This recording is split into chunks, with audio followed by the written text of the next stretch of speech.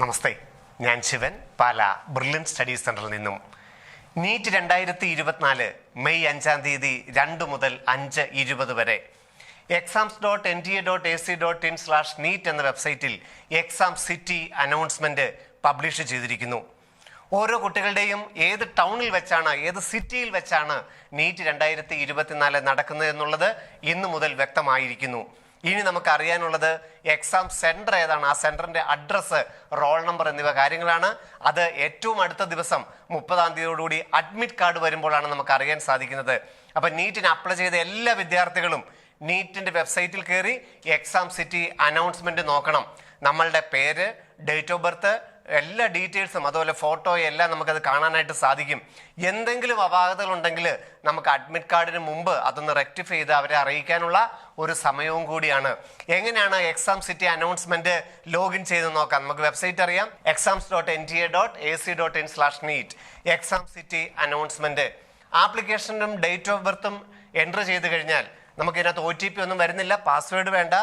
Application നമ്പറും just date of ബർത്തും enter ചെയ്താൽ തന്നെ നമുക്ക് എക്സാം സിറ്റി അനൗൺസ്മെൻറ്റ് ഓപ്പൺ ആകും. കാൻഡിഡേറ്റിൻ്റെ എല്ലാ ഡീറ്റെയിൽസും അതിനകത്ത് ഉണ്ടാകും. അതോടൊപ്പം തന്നെ നമുക്ക് ഏത് ജില്ലയിൽ വെച്ചാണ് എക്സാം നടക്കുന്നതെന്നുള്ളത് അറിയാനായിട്ട് സാധിക്കും. അതോടൊപ്പം നമുക്ക് പരീക്ഷയ്ക്ക് കൊണ്ടുപോകാനായിട്ട് എക്സാം സെൻറ്ററിനകത്തേക്ക് കൊണ്ടുപോകേണ്ട കാര്യങ്ങളുടെയും ഒരു ഡീറ്റെയിൽഡ് ലിസ്റ്റ് അവർ ഇതിനോടൊപ്പം പബ്ലിഷ് ചെയ്തിട്ടുണ്ട്. ഒരു പേഴ്സണൽ ട്രാൻസ്പെറൻറ്റ് വാട്ടർ ബോട്ടിൽ നമ്മൾ അറിയിച്ചിരുന്നത് പോലെ, അതുപോലെ തന്നെ നമ്മുടെ അഡ്മിറ്റ് കാർഡിൽ നമുക്ക് 2 ഫോട്ടോ ഒട്ടിക്കേണ്ടതായിട്ടുണ്ട്. ഒരു പാസ്പോർട്ട് സൈസും ഒരു പോസ്റ്റ് കാർഡ് സൈസ് ഫോട്ടോയും. ആ 2 ഫോട്ടോ കൂടാതെ ഒരു അഡീഷണൽ ആയിട്ടുള്ള പാസ്പോർട്ട് സൈസ് ഫോട്ടോ കൂടി വേണം നമുക്ക് അറ്റൻഡ് ഷീറ്റിൽ ഒട്ടിക്കാനായിട്ട്.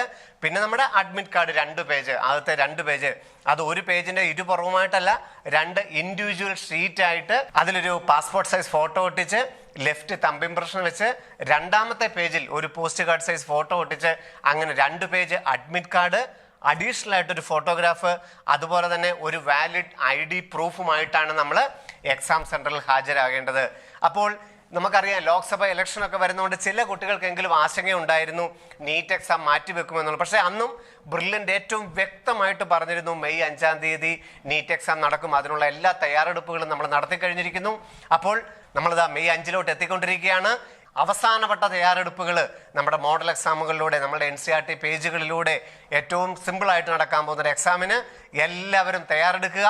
അഡ്മിറ്റ് കാർഡിന്റെ ഡീറ്റെയിൽസുമായിട്ട് ബ്രില്യൻ യൂട്യൂബ് ചാനലിൽ വീണ്ടും കാണാം. നന്ദി, നമസ്കാരം. എൻട്രൻസ് സംബന്ധമായ വാർത്തകളും അപ്ഡേഷനുകളും ഏറ്റവും വേഗം ആധികാരികമായി അറിയാൻ ബ്രില്യൻ സ്റ്റഡി സെന്റർ പാല യൂട്യൂബ് ചാനൽ സബ്സ്ക്രൈബ് ചെയ്യുക, ബെൽ ഐക്കൺ അമർത്തുക. ഈ വീഡിയോ മറ്റു സുഹൃത്തുക്കളിലേക്കും ഷെയർ ചെയ്ത് നൽകുക.